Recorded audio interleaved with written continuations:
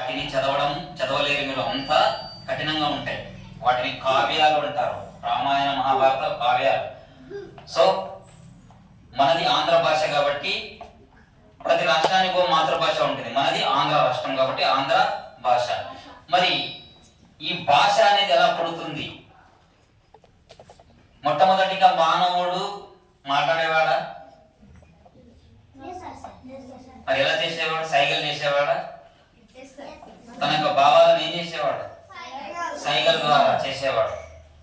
First మనిషి ఎలా ఉండేవాడు? చింపాంజీలా, కోతిలా, చింపాంజీలా ఉండేవాడు మనిషి. అప్పుడు చూసారా, పాతరాతి యుగం, కొత్త రాతి యుగం అని కొన్ని యుగాలు ఉండేవి. ఫస్ట్ వానరం అంటే కోతి రూపంలో వచ్చాడు, కోతి రూపంలో మనిషి వచ్చాడు, తెలిసిందా? అక్కడ నుంచి స్టార్ట్ అయ్యేసి అప్పుడు బట్టలు కూడా వేసుకోవడానికి పని లేదు, ఆకులు అలములు కప్పుకునేవాళ్ళు. రాను రాను ఏమైపోయింది, బట్టలు నిదానంగా వచ్చాయి. వాళ్ళకి వంట చేసుకోవడానికి కూడా రాదు, పచ్చి కూరలు పచ్చి కాయలు తినేవాళ్ళు. రాను రాను ఏమేమైంది, నిప్పు కనుక్కున్నారు. ఒక రాయిని ఇంకో రాయితో కొడితే నిప్పు పుట్టింది. ఆ నిప్పు నుంచి ఓహో మనము తినేటటువంటి మాంసం కానీ మనం తినేటువంటి ఏదైనా కాల్చుకొని తింటే టేస్ట్ ఉండేది, కాల్చి తిన్నారు, అప్పుడు రుచి అనిపించింది. సో అప్పటి నుంచి వాళ్ళు ఏం చేశారు, ఓహో కాల్చుకొని తింటే రుచి ఉంటుందని అది తెలుసుకున్నారు. తర్వాత ఏమైపోయింది, వారు ఎక్కడ ఉంటే అక్కడే ఉండేవాళ్ళు, ఒక ప్రదేశం నుంచి ఇంకో ప్రదేశం వెళ్ళేవారు కాదు. తర్వాత ఏమైంది, చక్రాన్ని కనిపెట్టుకున్నారు, చక్రాన్ని కనిపెట్టారు. చక్రం కనిపెట్టిన తర్వాత ఆ చక్రం 2 చక్రాలు తీసి దానికి ఒక ఎద్దుల బండి కట్టి అప్పుడు ఒక ప్రాంతం నుంచి మరొక ప్రాంతానికి వెళ్ళడం జరిగింది. అప్పుడు నీది నాది అనేది ఏం లేదు, ప్లేస్ ఇక్కడ ఉంటే ఇక్కడ, అక్కడ ఉంటే అక్కడ ఉండేది. చక్రం కనిపెట్టినప్పుడు ఏమైపోయింది, ఒక ప్రదేశం నుంచి మరొక ప్రదేశానికి వెళ్ళడం జరిగింది. ఇలా ఈ విధంగా ఆదిమ మానవుడు, ఆర్య అంటే మొదటి మానవుడు అలా అడవిలో పుట్టి తనకు భాష నాగరికత లేదప్పుడు. ఇలా మనలాగా బట్టలు వేసుకొని చేసేది లేదు, అన్ని ఆకులతో కప్పుకొని మెల్లమెల్లగా రాతిని కనిపెట్టి, నిప్పును కనిపెట్టి, చక్రాన్ని బట్టి అలా డెవలప్ అవుతూ అవుతూ అవుతూ ఇప్పుడు మన మాదిరిగా తయారు కావడం జరిగింది. మరి అప్పుడు జనపదం అంటారు, పల్లెటూరులో పాటలు పాడతారు. బండి వెనక బండి గట్టి 16 బండ్లు గట్టి, ఏ బండ్లవతో కొడుకో నా జాము సర్కరోడా, ఏ బండ్లవతో కొడుకో నా జాము సర్కరోడా అని పాట పాడేవాళ్ళు. అంటే అప్పుడు వాళ్ళకి ఇలా పాడాలి అలా పాడాలని ఏం లేదు. జనపదం అంటే జనములో నుంచి వచ్చిన పదం. పాటలు గట్టిగా వస్తుంటారు, ఓ రాములమ్మ ఏ సోములమ్మ రాయే అని కసి గట్టిగా వస్తుంటారు కదా, పాటలు పాడతారు. చూడ చక్కనోడా చూడ చక్కనం అని పాట పాడుతుంటారు కదా. ఒక ఆమెతో పాట పాడడం అంటే అవన్నీ కూడా ఒక చెప్పితే వచ్చేవి కాదు, ఆటోమేటిక్గా వాళ్ళ నోటి నుంచి వచ్చేది. దాన్ని జనపదం అంటారు. దానికి లిపి ఉండదు, రాయడం ఉండదు, ఓకే పాటలు పాడుతుంటారు. ఇప్పటికి కూడా పెద్ద తాతమ్మలు ఎవరైనా ఉంటే పాటలు పాడుతుంటారు వాళ్ళు. అంటే వాళ్ళకి ఒక లిపి అనేది ఉండదు, ఇలా రాయాలి ఉండదు, ఆటోమేటిక్గా జనం నుంచి వచ్చేది, జనపదం అంటారు దాన్ని. సో ఆ విధంగానే మనిషి తన యొక్క మనసులో భావాలను ఇతరులకు వ్యక్తపరచాలి. ఇప్పుడు నీదో ఏదైనా మనసులో మాట ఉంటుంది, నీకు ఆకలి అవుతుంది, మీ అమ్మని ఏమడుగుతావు, అమ్మ నాకు ఆకలి అవుతుంది అంటావు లేదా? మరి నీకు ఆకలి అనే ఆ విషయాన్ని దేని ద్వారా నువ్వు వ్యక్తపరుస్తున్నావు? మీ అమ్మకి నోటి ద్వారా. దాన్ని ఏమంటాం? భాష. ఏమంటాం దాన్ని? అంటే ఏమిటి? మన మనసులోని మనం అనుకున్నటువంటి మాటలను, మన భావాలను ఎదుటి వాళ్ళకు వ్యక్తపరిచే సాధనాన్నే ఏమంటాం? భాష. మరి ఆ భాష అనేది అన్ని రాష్ట్రాలకు, భారతదేశంలో మనకు 28 రాష్ట్రాలకు ఒక్కొక్క రాష్ట్రానికి ఒక్కొక్క భాష ఉంటుంది. మరి మన భాష ఏమిటంటే ఆంధ్ర భాష. మరి ఆ ఆంధ్ర భాష గురించి మనం ఇప్పుడు తెలుసుకుందాం. అర్థమైందా? మరి భాష అంటే ఏమిటో మీకు తెలియాలి కాబట్టి ఈ విధంగా వచ్చాను నేను. తెలియాలి కదా, మన మనసులో ఉన్న భావాలను మనం ఎదుటి వాళ్ళకి వ్యక్తపరిస్తేనే భాష పుడుతుంది కదా. మనం అలాగే ఎదురుకి ఏం చెప్పలేకుంటే ఏం అర్థమవుతుంది? ఏం అర్థం కాదు. నీ భావాలను ఎదురు వాళ్ళకి వ్యక్తపరిస్తే కదా వాళ్ళకి తెలిసేది. అప్పుడు వాళ్ళు కూడా వాళ్ళ భావాలు నీకు వ్యక్తపరుస్తారు. అప్పుడు మన ఇద్దరి మధ్య ఏమవుతుంది? కమ్యూనికేషన్ సంబంధం ఏర్పడుతుంది. నీ సమస్య వాళ్ళకి తెలుస్తుంది, వాళ్ళ సమస్య నీకు తెలుస్తుంది. అప్పుడు మీ సంబంధం అనేది గట్టిగా బలంగా ఉంటుంది. నువ్వేమి చెప్పకపోతే ఆమెకు అర్థం కాదు, ఆమె నీకేం చెప్పితే ఏం అర్థం కాదు. కాబట్టి మనుషుల మధ్య సంబంధాలు ఉండాలంటే, సంబంధాలు బాగా కొనసాగాలంటే భాష అనేది చాలా ముఖ్యము. ఈ భాష అనేది మనము బిజినెస్ చేసుకోవడానికి, స్కూల్ నడిపించుకోవడానికి, మన ఇంటి పక్కన సంబంధం కొనసాగించడానికి అన్నింటికి కూడా భాష అనేది చాలా ముఖ్యము. మరి ఆ భాష అనేది ప్రతి రాష్ట్రానికి ఉంటుంది, భారతదేశంలో అన్నిటికీ ఉంటుంది. మరి మనం ఆంధ్రప్రదేశ్కి మనకు ఉన్నది ఆంధ్ర భాష కాబట్టి ఆంధ్ర భాష గురించి మనం ఇప్పుడు తెలుసుకుందాం. మరి మన ఆంధ్ర భాషకు వర్ణాలు అంటే ఏమిటి? వర్ణము అనగా అర్థం ఏమిటి అని అడుగుతాను. అక్షరము. వర్ణము అనగా రంగు అని వస్తుంది, అక్షరం అని కూడా వస్తుంది. ఇది నానా అర్థము. నానా అర్థం అంటే ఒక పదమునకు వేరు వేరు అర్థాలు వచ్చినచ్చు దాన్ని ఏమంటారు? నానా అర్థము. ఒక పదమునకు సమానమైనటువంటి అవే పదాలు వస్తే దాన్ని పర్యాయ పదాలు అంటారు. అది గుర్తుపెట్టుకోండి. అర్థమైందా? ఎస్. ఇప్పుడు మన యొక్క ఆంధ్ర భాషకు వర్ణాలు ఎన్ని? 56 అంటే 56. 56 అనేది అచ్చ తెలుగు కింద పోతుంది. 56 మన ఆంధ్ర భాషకి మొత్తం అక్షరాలన్నీ 56. అయితే మరి ఈ 56 అక్షరాల్లో దానిలో మరి ప్రాకృత పదాలు ఉన్నాయి, సంస్కృత పదాలు ఉన్నాయి, అచ్చ తెలుగు పదాలు కూడా ఉన్నాయి. సో ఇప్పుడు మీకు నా గురుకులం కాబట్టి గురుకులంలో కావాల్సింది మాత్రమే చెప్తాను. ఈ ప్రాకృత పదాలు, సంస్కృత పదాలు అనేది మీకు ఏం అడగడు.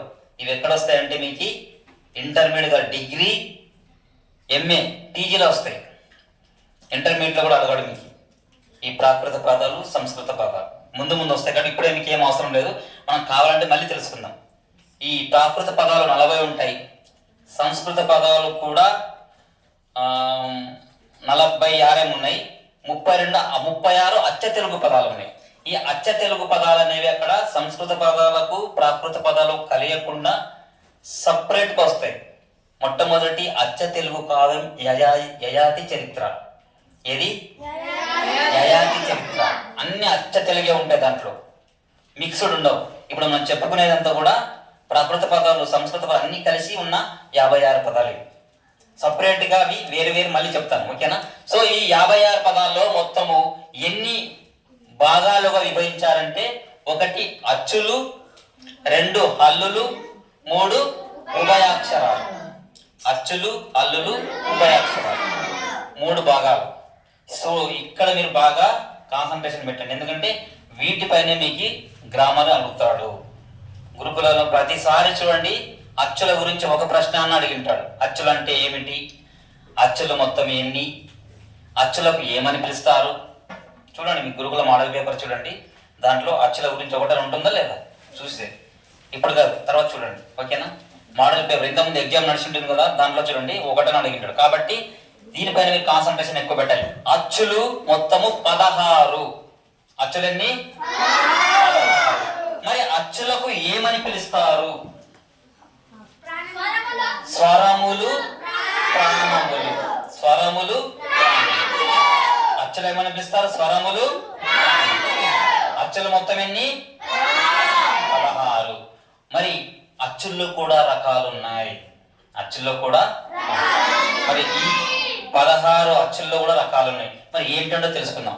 ఫస్ట్ ఆఫ్ ఆల్ మనము అచ్చులలోని రకాలు తెలుసుకునే ముందు అసలు కొన్ని ఉన్నాయి. ద్విత్వాక్షరాలు, దీర్ఘాక్షరాలు, వీటి గురించి తెలుసుకోవాలి. ద్విత్వాక్షరాలు అంటే ఏమిటి?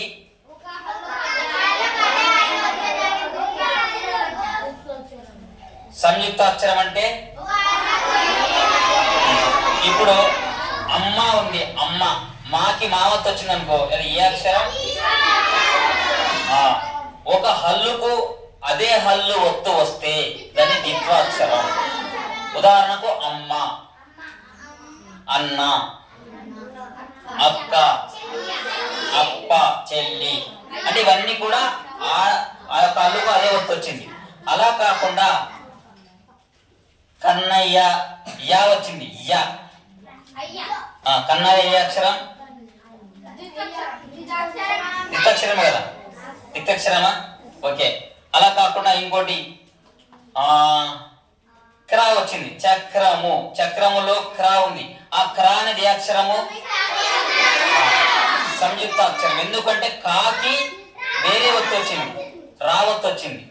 రావత్తు వచ్చింది కాబట్టి కాకు కావత్తు రాలేదు. కాకు కావత్తు వస్తే సమానమైనది. కాకి రావత్తు వచ్చింది కాబట్టి ఇది వేరొక హల్లు ఒత్తు వచ్చింది కాబట్టి ఇది సంయుక్త ఇంకొకటి ఉంది సంశ్లేషాక్షరము. ఒక హల్లుకు ఒకటి కన్నా ఎక్కువ ఒత్తులు వస్తే సంశ్లేషాక్షరం. ఉదాహరణకు రాష్ట్రం, లక్ష్మి, జ్యోత్స్న. జ్యోత్స్నలో ఏముంది? తాకి సావత్తు వచ్చిందా? ఇంకేమొచ్చింది? నావత్తు వచ్చిందా? జ్యోత్స్న యావత్తు సావత్తులా.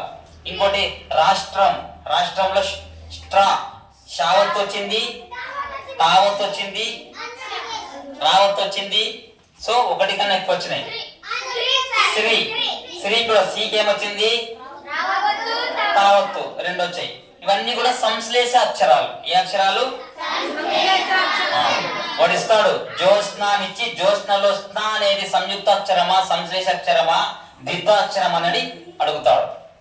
అప్పుడు మీరు గుర్తుపట్టారు సంయుక్త అక్షరం అంటే ఏంటో, ద్వితాక్షరం అంటే ఏంటో, సంశ్లేష అక్షరం ఏంటో మీరు గుర్తుపట్టారు. అర్థమైందా? సో అది. మరి అచ్చుల్లో ఇప్పుడు చూడండి, అచ్చుల్లో దీర్ఘాక్షరాలు ఆ, ఈ, ఊ, రు, లు, ఏ, ఓ. అంటే ఇవి పలకడానికి మనకు సమయం తక్కువ తీసుకుంటుందా, ఎక్కువ తీసుకుంటుందా? ఎక్కువ తీసుకుంటుంది. ఇప్పుడు అ, ఇ, ఉ, రు, లు, ఏ, ఓ. ఇవి పలకడానికి ఎలా తీసుకుంటుంది? సమయం తక్కువనా? అంటే ఇవి పలకడానికి మనకు ఒక మాత్ర కాలం టైం తీసుకుంటుంది. అంటే ఒక చిటికే ఏయడానికి ఎంత సమయం తీసుకుంటుందో ఆ సమయంలో పలికే అక్షరాలను ఏ అక్షరాలు అంటారు?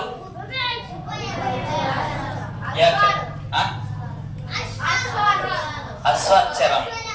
ఏ అక్షరం? అస్వాక్షరాలు అంటారు. వాటిని పొట్టి అక్షరాలు అంటారు. ఏమంటారు? పొట్టి అక్షరాలు. అ, ఇ, ఉ, రు, లు, ఏ, ఓ. అస్వాక్షరాలు లేకుంటే పొట్టి అక్షరాలు. అలా కాకుండా ఆ, ఈ, ఊ, రు, లు, ఏ, ఇవి దీర్ఘాక్షరాలు. ఇవి పలకడానికి 2 మాత్రల కాలంలో పలుకుతాం. అంటే 2 చిటికెలు వేయడానికి ఎంత సమయం తీసుకుంటుందో ఆ సమయంలో పలికే అక్షరాలను దీర్ఘాక్షరాలు అంటారు. ఎగ్జామ్లో ఏమడుతుందంటే ఒక మాత్ర కాలంలో పలికేటప్పుడు మనం ఉచ్చరించే అక్షరాలు ఏమని పిలుస్తారు అంటారు? అస్వాలు. అలా కాకుండా 2 మాత్రల కాలంలో పలికేటప్పుడు ఏ అక్షరాలను తీసుకుంటామంటారు? దీర్ఘ అక్షరాలు. అర్థమైందా? అస్వాక్షరాలు అంటే ఏమిటి, దీర్ఘాక్షరాలు ఏమిటి? ఇంకొకటి వక్రములు. వక్రములు అంటే ఏమి? వంకరగా ఉండే అక్షరాలను వక్రములు అంటారు. ఉదాహరణకు ఏ, ఓ, ఓ, ఇవన్నీ కూడా వక్రంగా అంటే వంకరగా ఉంటాయి. ఏ చూసారా? ఇట్లా ఇట్లా ఉంటుంది, ఓ ఇట్లా ఉంటుంది. ఇవన్నీ కూడా వక్ర అక్షరాలు. వంకరగా పేరులోనే ఉంది, వక్ర అంటే వంకర. మరి దీంట్లో కూడా అస్వాక్షరాలు, దీర్ఘ అక్షరాలు ఉన్నాయి. అస్వాక్షరాలు అంటే ఏవి? పొట్టి అక్షరాలు. ఏవి? ఏ, ఓ. దీర్ఘాక్షరాలు ఏ, ఓ. అర్థమైందా? మరి దీంట్లో 3 మాత్రల కాలంలో పలికే అక్షరాలు ఉన్నాయి. వాటిని ఏమంటారు? ప్లుతాలు అంటారు. మరి ఆ 3 మాత్రల కాలంలో పలికే అక్షరాలు ఏమంటే ఐ, ఔ. ఐ, ఔ అంటే చాలా మిక్కిలి వంకరగా ఉంటాయి. ఓ అంటే మామూలు ఉంటాయి. ఔ అంటే ఇట్లా పెట్టి ఔ రాయాలి. ఐ అంటే ఇట్లా పెట్టి మరి అయ్యని రాయాలి. అంటే చాలా వంకరగా ఉంటాయి కాబట్టి వాటిని ఏమంటారంటే ప్లుతములు. ప్లుతములు అంటే అర్థం ఏంటంటే 3 మాత్రల కాలంలో పలికే అక్షరాలను ప్లుతములు అంటారు. 3 మాత్రల కాలంలో పలికే అక్షరాలను ప్లుతములు అంటారు. వీటికి మరొక పేరు వృద్ధములు. వృద్ధములు అన్నా వృద్ధములు అన్నా ఒకటే. వక్రతములు అన్నా ఒకటి. వక్రతములు అన్నా ప్లుతములు అన్నా వృద్ధములు అన్నా ఒకటి. ఇవన్నీ కూడా 3 మాత్రల కాలంలో పలికే అక్షరాలు. అయిపోయిందా? వక్రాలు ఉన్నాయి. వక్రాల్లో దీర్ఘ వక్రాలు, అశ్వ వక్రాలు. అశ్వాలు ఉన్నాయి, దీర్ఘాలు ఉన్నాయి. వక్రములు ఉన్నాయి, వక్రతములు ఉన్నాయి. సో ఇవి అచ్చుల్లో రకాలు. అచ్చులు అంటే 16. మరి 16లో ఎన్ని రకాలు ఉంటాయి? అర్థమైందా? ఇది మీకు క్షుణ్ణంగా ప్రతి దాంట్లో తగిలి చెప్తున్నాం. దీంట్లో అవి లేవు, వక్రములు వక్రతములు ఏమి లేవు. దీంట్లో షార్ట్గా ఉంది. మీకు లోతుగా చెప్తున్నాను. వక్రములు అంటే ఏమిటి, వక్రతములు అంటే ఏమిటి అని కూడా క్షుణ్ణంగా మీకు చెప్తున్నాను. నోట్స్ తర్వాత మళ్ళీ రాపిస్తా. మీకు కొత్త వాళ్ళు వచ్చారు కాబట్టి మళ్ళీ ఒకసారి రిపీట్ నోట్స్ మనం రాపిస్తా, టెన్షన్ పడదండి. సో అచ్చుల గురించి అయిపోయింది. అచ్చులకు మనం ఏమని పిలుస్తున్నాము? స్వరములు, ప్రాణములు. నెక్స్ట్ హల్లులు. హల్లులు ఎన్ని మొత్తము? 37 అనుకోండి. ఎందుకంటే కొన్ని దంత చాజాలు అని తీసేసినారు. అవి కలుపుకుంటే ఇంకా ఎక్కువ వస్తాయి కాబట్టి 37 కిందే పెట్టుకోండి. హల్లులు 37. ఒక్కో దాంట్లో 36 కూడా ఇచ్చినాడు కాబట్టి 37 అనుకోండి. హల్లులు 37. మరి ఈ హల్లులను కూడా పిలుస్తారు. అచ్చులను ఎలా పిలిచామో హల్లులను కూడా పేర్లు ఉన్నాయి. ఏమున్నాయి పేర్లు? ప్రాణులు, వ్యంజనములు. ప్రాణులను ఎందుకంటాం? ప్రాణమును కలిగి ఉంటాయి. ఆ ప్రాణములు ఏమిటంటే అచ్చులు. ఇవి పలకడానికి ఎవరి సహాయం అవసరం? అచ్చుల సహాయం అవసరం. ఇంత ముందే నేను చెప్పాను, ఇవి పలకడానికి మనకి అచ్చుల సహాయం అవసరం. యాక్చువల్లీ ఇది హల్లు. కు అనేది హల్లు అక్షరం. మరి ఈ హల్లుకు మనము ఆ అని అచ్చు చేస్తే ఏమవుతుంది? కా అవుతుంది. అంటే అచ్చిపోయి హల్లు పైన వాలితే అప్పుడు కా అని పలుకుతాం. అంటే ఈ హల్లు పలకాలంటే మనకి ఎవరి సహాయం అవసరం? అచ్చు సహాయం అవసరం. కు ప్లస్ ఆ ఖా అవుతుంది. అంటే ఆ ఖాలోన ఆ అనే అచ్చు ఉంటుంది. కాబట్టి హల్లులు పలకడానికి మనకు అచ్చుల సహాయం అవసరం. కాబట్టి వీటిని మనం ఏమంటామంటే వ్యంజనములు అంటాం. కాబట్టి ప్రాణులు. ఎందుకు ప్రాణులు అంటామంటే ప్రాణములను కలిగి ఉంటుంది కాబట్టి ప్రాణులని అంటాం. పేర్లోనే ఉంది, ప్రాణములను కలిగి ఉంటుంది కాబట్టి ప్రాణులు. ఇంకొకటి స్వతంత్రంగా పలకలేవు. తమకు తాను ఇండిపెండెంట్ గా పలకడానికి రాదు. ఎందుకంటే సహాయం అవసరం. Dependent of vowels. ఓవెల్స్ అంటే ఏమి? అచ్చులు. Dependent vowels. ఓవెల్స్ పైన ఆధారపడింది ఏది? హల్లులు. కాబట్టి వీటిని మనం ఏమంటామంటే వ్యంజనములు. అంటే వీటిని పలకడానికి అచ్చుల సాయం తీసుకుంటుంది కాబట్టి వ్యంజనములు అంటాం. ఇవి ప్రాణములను కలిగి ఉంటాయి కాబట్టి ప్రాణులని అంటాం. కాబట్టి ప్రాణులు వ్యంజనములని పిలుస్తాం. ఎగ్జామ్ అడగచ్చు, ప్రాణులు. ఇక్కడ డిఫరెన్స్ బాగా గుర్తుపెట్టుకోవాలి. అచ్చులనేమో ప్రాణములు అంటాం, హల్లులనేమో ప్రాణులు అంటాం. ఏమి లేదు, ప్రాణమును కలిగి ఉన్నది హల్లు కాబట్టి ప్రాణము అంటాం. మనలో ప్రాణం ఉంది. మనలో ప్రాణం ఉన్నందుకే మనం ఇట్లా మాట్లాడుతున్నాం, నడుస్తున్నాం, కూర్చున్నాం. మనలో ప్రాణం లేకుంటే శవం అయిపోతాం కదా. కాబట్టి మనలో ప్రాణం ఉంది. మనమంతా ప్రాణులే. మనమంతా ప్రాణులు. ఎందుకు ప్రాణులు? ప్రాణాన్ని కలిగి ఉన్నాం. అన్ని జంతువులు, కుక్క, పంది, అన్ని ఇవన్నీ కూడా ప్రాణులే. ఎందుకంటే ప్రాణాన్ని కలిగి ఉన్నాయి. మనలో ఎప్పుడైతే గాలి వెళ్ళిపోతుందో అప్పుడు శరీరం కింద పడిపోతుంది. కాబట్టి ప్రాణాన్ని కలిగి ఉన్నాం కాబట్టి ప్రాణులు అంటున్నాం. అవి హల్లులు కూడా అంతే. ప్రాణములేవి అచ్చులు. ఆ అచ్చులని ప్రాణములను కలిగి ఉన్నాయి కాబట్టి ప్రాణులని అంటున్నాం. అర్థమైందా? వ్యంజనములన్నా ప్రాణులన్నా హల్లులని అంటాం. ప్రాణములని అచ్చులని అంటాం. అంటే తేడా గుర్తుపెట్టుకోండి. ఎగ్జామ్ లో అడిగినప్పుడు ప్రాణములని దేన్ని అంటాం, ప్రాణులని దేన్ని అంటాము గుర్తుపెట్టుకోవాలి. కన్ఫ్యూజ్ కాకూడదు. మనం అడుగుతుంటాడు, అచ్చులను ప్రాణములు అంటారా ప్రాణులు అంటారా? అప్పుడు గుర్తుంది. అరే ప్రాణములు అంటే ఏమి, ప్రాణులు అంటే ఏమి కన్ఫ్యూజ్ అవుతుంటారు కొంతమంది. ప్రాణులు అంటేనేమో ప్రాణములను కలిగి ఉంటే ప్రాణులు, ప్రాణములంటే ప్రాణములు. ఒక జీవిలో ఉండే ప్రాణం కదా, అది ప్రాణం. ఇది ప్రాణాన్ని కలిగి ఉంటే ప్రాణం. అది గుర్తుపెట్టుకోవాలి. ఓకేనా? ఎస్. మరి ఈ హల్లుల్లో కూడా రకాలు ఉన్నాయి. ఏవేవి? పరుషాలు, సరళాలు, స్థిరములు. పరుషాలు, సరళాలు, స్థిరములు. మరి పరుషాలు అంటే ఏమిటి? కఠినముగా పలకబడు అక్షరములను పరుషాలు అంటారు. ఆ పరుషాలు ఏవేవి చెప్పండి?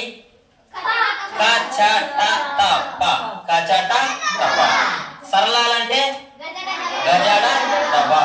మరి ఇవి ఎక్కడి నుంచి వస్తాయంటే మీకు ఇంత ముందు చెప్పాను నేను. మీకు ఇవి రావాలంటే ఏం చేయాలి? ఒక వర్గాక్షరాలు అంటాం.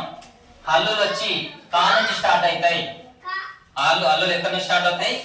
కా నుంచి స్టార్ట్ అవుతాయి. కా, కా, గా, గా, ఇన, చ, చ, జ, జ, ఇన, ట, ట, ద, డ, అన, త, థ, ద,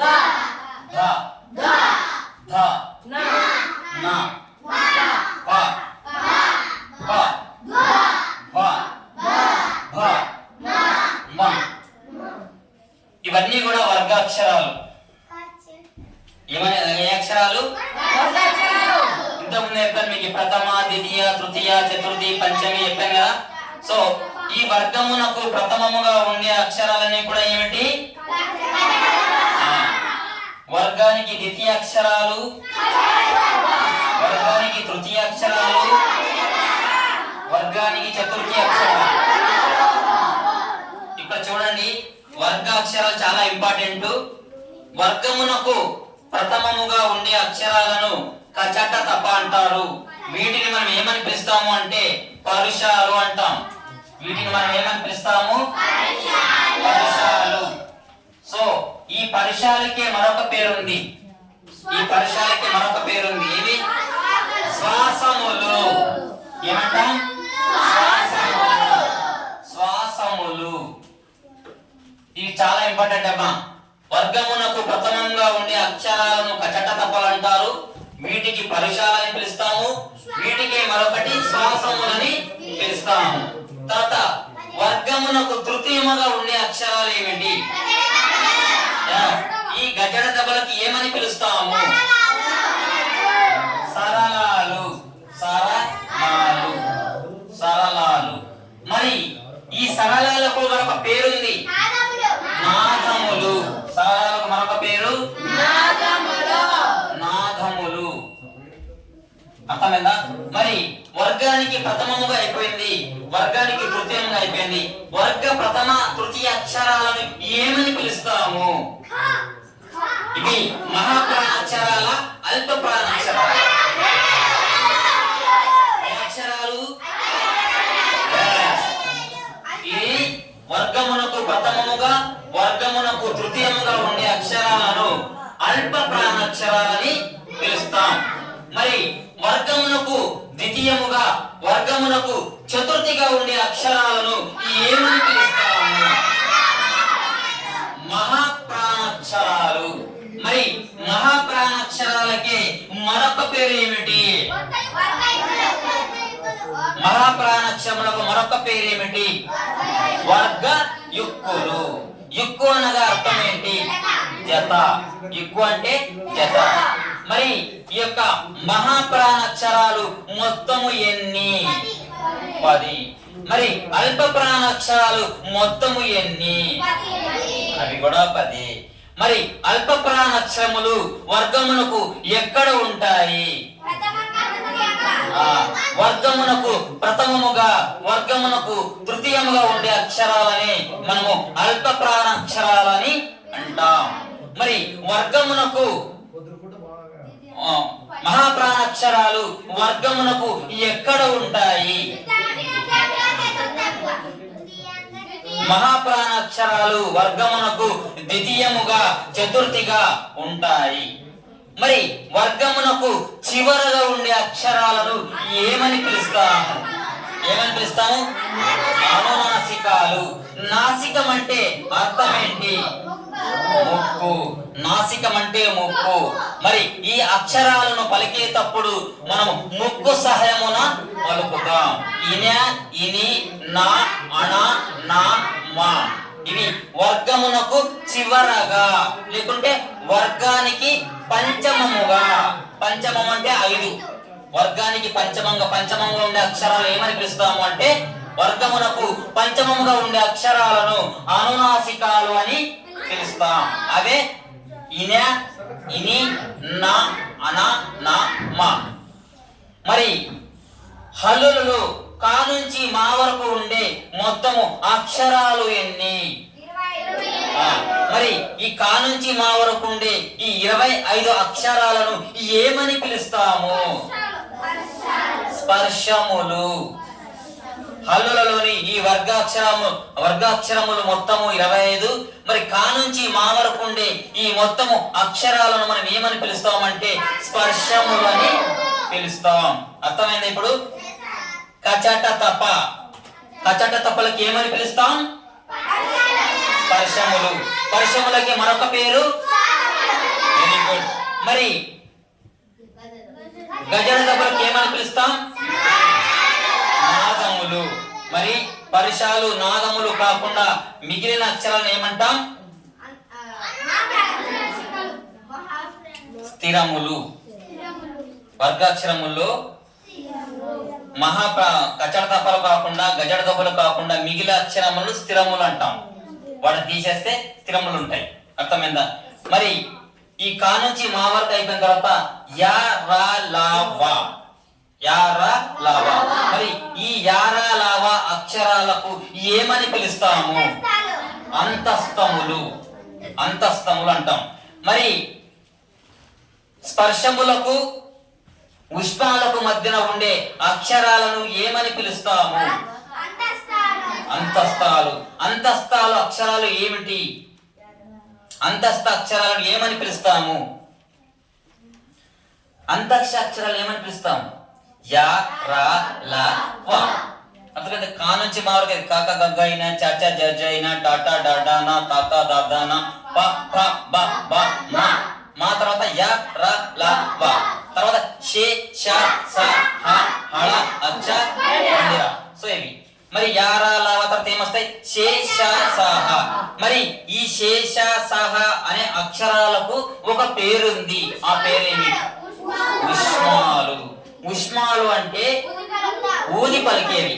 షే ష స హ అని గాలిని నెట్టుతూ గాలిని బయటికి వదులుతూ పలుకుతాం. పలకండి. షే ష స హ అని గాలిని బయటికి వదులుతున్నాం. గాలిని బయటికి వదిలి పలికే అక్షరాలను మనము ఉష్మాలు అంటాం. ఉష్ అంటాం మనం.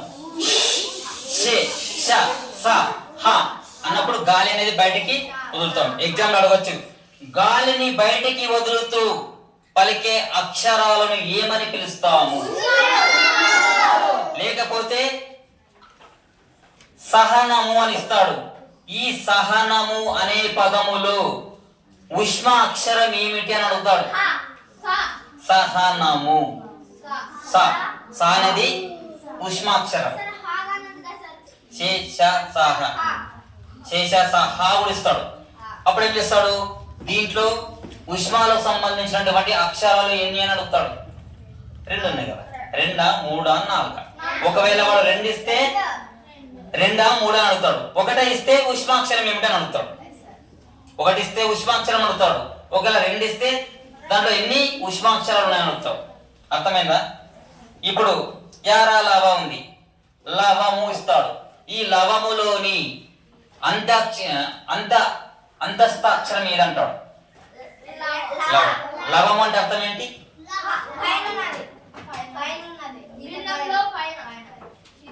ఇంకొక అర్థం ఏంటి లవము అంటే?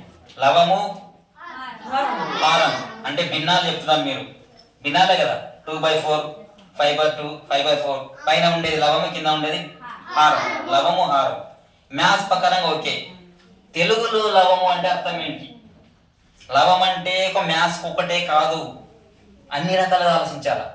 నేను ఒక మ్యాథ్స్లోనే పాస్ అవుతానంటే పాస్ కావు. మ్యాథ్స్ కావాలి, లాంగ్వేజ్ కావాలి, మెంటల్ ఎబిలిటీ కావాలి, ఇంగ్లీష్ కావాలి. అన్ని చదివితే పాస్ అవుతావు. అన్నిట్లో ఉండాలి. మల్టీ పర్పస్ అన్ని ఉండాలి. లవం అంటే బాగా చెప్పారు, గుడ్. మ్యాథ్స్ పరంగా ఎక్స్పర్ట్ మీరు. మరి తెలుగులో లవం అంటే ఏంటి? తెలుగులో లవం అంటే ఏంటి? Anybody there? లవము అంటే ఏమి? లవణము అంటారు. లవణం అంటే చెప్పండి. లవంగం కాదు, లవణం. ఉప్పు ఏది? సాల్ట్. లవణము అంటారు. లవణము. లక్షాధికారైన లవణము అన్నమే కాని వెండి బంగారము మృంగబోడు. లక్షాధికారైన లవణమన్నమే తింటాడు అంటే ఉప్పుతోనే తింటాడు. ఉప్పు అన్నమే తింటావా? ఉప్పు లేకుండా అన్నం తింటావా? తింటావా? ఉప్పు అంటుందంట. అరే అన్ని మసాలా బిసాలా అన్ని కారం అన్ని వేసి చూడు, నన్నేసి చూడు అంటది. అన్నేసి చూడు, నన్నేసి చూడు. అన్ని వేసిన తర్వాత నన్నేసి చూడు ఎలా ఉంటాను కూడా అంటది. అన్ని వేసి ఉప్పు వేయకుండా తింటావా? ఉప్పు లేదు చప్పగా ఉందంటావు. ఉప్పు వేసిన తర్వాత టేస్ట్ ఉంది అంటావు. అందుకే ఉప్పు అంటది. అన్నేసి చూడు, నన్నేసి చూడు. లవణము. ఎంత లక్షాధికారైనా లవణమన్నమే కాని వెండి బంగారము మృంగబోడు. ఎంత కోటీశ్వరుడైనా కూడా ఉప్పుతో కలిపిన అన్నమే తింటాడు. బీదవాడైనా పెద్దవాడైనా ఏ వాడైనా ఉప్పుతో కలిపిన తింటాడు. కానీ ఎండి బంగారం నేను లక్షాధికారిని ఎండి బంగారం తింటాడా? తినడు. అందుకే లవణమన్నమే కానీ వెండి బంగారమే మృంగబోడు. మీ పద్యాల్లో ఉంది అది తెలుసుకోవాలి. ఇక్కడ లవణము అన్నాడు. లవణం అంటే అర్థం ఏంటి? ఉప్పు. ఇక్కడ లవం అంటే ఏమి? భిన్నము. సందర్భాన్ని బట్టి అర్థం ఉంటుంది. అర్థమైందా? కండక్టర్ అని ఒకటి ఉంటుంది. కేబుల్ ఉంది కదా, ఎలక్ట్రికల్ కేబుల్. దాంట్లో కాపర్ వైర్ ఒకటి వస్తుంది, పైన ఏమో ఇన్సులేషన్ ఉంటుంది, తోలు. అంటే అది షాక్ పట్టుకోకుండా మనకి సేఫ్ ఉంటుంది. దాన్ని పట్టుకుంటే షాక్ పడుతుంది. లోపల కడ్డీ ఉంటుంది, కాపర్ కడ్డీ, దాన్ని ముట్టుకుంటే షాక్ పడుతుంది. సో దాన్ని ఏమంటారు? ఎలక్ట్రికల్ ప్రకారము కండక్టర్ అంటారు. మీకు తెలిసింది ఏంటి? కండక్టర్ అంటే టికెట్ ఒకటి, బస్ కండక్టర్ టికెట్ కొడతారు కదా, కండక్టర్ వచ్చింది కండక్టర్, దాన్ని కండక్టర్. సో ఇక్కడ కేబుల్లో ఉండే ఆ కేబుల్ని ఏమంటారు? ఆ కాపర్ వైర్ని ఏమంటారు? కండక్టర్ అంటారు. ఎలక్ట్రికల్ బుక్ చూసి చదవండి. కండక్టర్ అంటే ఏమి? ఆ ఇన్సులేషన్, పైన ఉండే ఇన్సులేషన్లో ఉండేదాన్ని కండక్టర్ అంటారు. అంటే దీన్ని బట్టి అర్థం ఏంటంటే సందర్భాన్ని బట్టి అర్థాలు మారుతుంటాయి. లవణం అంటే ఇది ఒక్కటే కాదు, అది కండక్టర్ అంటే అది ఒక్కటే కాదు, ఇది సందర్భం అర్థం ఉంది. కాబట్టి బుక్స్ మనము చదువుతుండాలి, రెఫర్ చేస్తుండాలి, నాలెడ్జ్ పెంచుకుంటుండాలి. అర్థమైందా? ఎస్. ఇప్పుడు మనం ఏం చెప్పుకున్నాం? అంతస్తములు అయిపోయింది, ఉష్మాలు అయిపోయింది. ఇక మిగిలినవి ఏమిటి? ఇక్కడికి అయిపోయింది. సో ఇవి మొత్తం ఆంధ్ర భాషకు వర్ణములు 56, దానిలో అచ్చులు, హల్లులు, ఉభయాక్షరాలు గురించి అయిపోయింది. అచ్చుల గురించి తెలుసుకున్నాం, అచ్చుల రకాలు తెలుసుకున్నాం, అచ్చులకు పేర్లు తెలుసుకున్నాం. హల్లుల్లో పోతే హల్లుల పేర్లు తెలుసుకున్నాం, హల్లులను ఏమని పిలుస్తామో తెలుసుకున్నాం.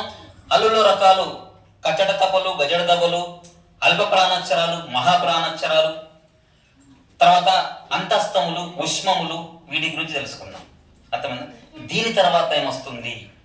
కంఠస్థములు, కంఠెములు.